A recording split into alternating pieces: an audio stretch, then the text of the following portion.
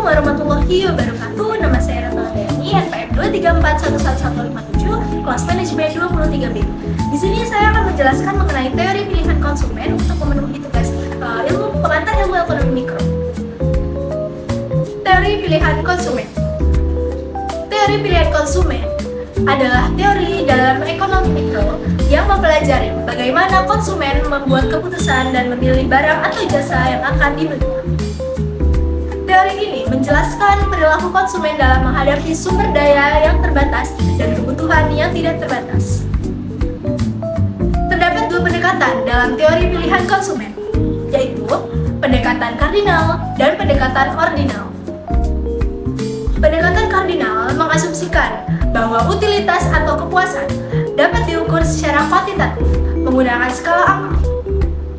Dalam pendekatan ini, utilitas dianggap sebagai indeks yang memberikan nilai pasti terhadap tingkat kepuasan yang diperoleh dari mengonsumsi barang atau jasa.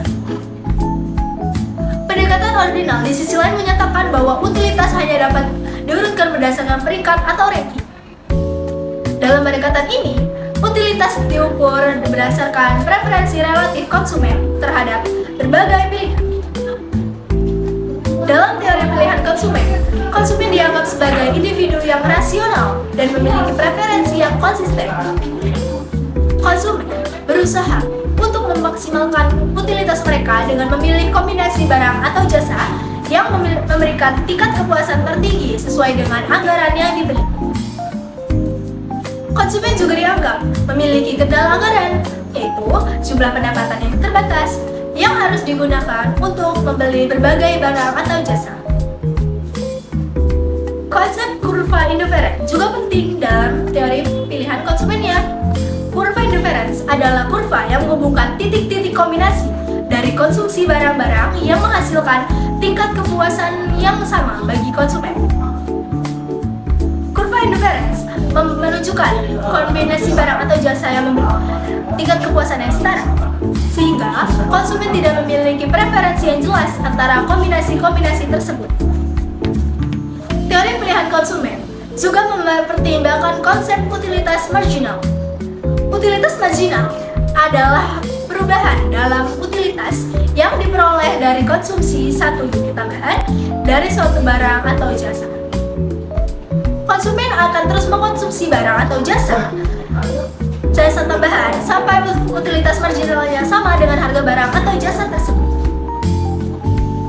Dalam praktiknya, teori pilihan konsumen digunakan untuk menganalisis perilaku konsumen, mengestimasi permintaan pasar, dan merancang kebijakan ekonomi yang berkaitan dengan konsumen. Dengan memahami preferensi dan perilaku konsumen, produsen dan pemerintah dapat mengambil keputusan yang lebih baik dalam memenuhi kebutuhan dan keinginan konsumen. Dalam kesimpulannya, teori pilihan konsumen adalah teori ekonomi mikro yang mempelajari bagaimana konsumen membuat keputusan dan memilih barang atau jasa yang akan dibeli. Teori ini melibatkan konsep utilitas, kurva indifference, utilitas marginal, dan kendala anggaran.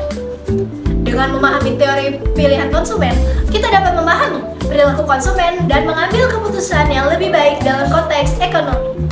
Sekian video saya mengenai teori pilihan konsumen. Semoga bermanfaat. Terima kasih. Wassalamualaikum warahmatullahi wabarakatuh.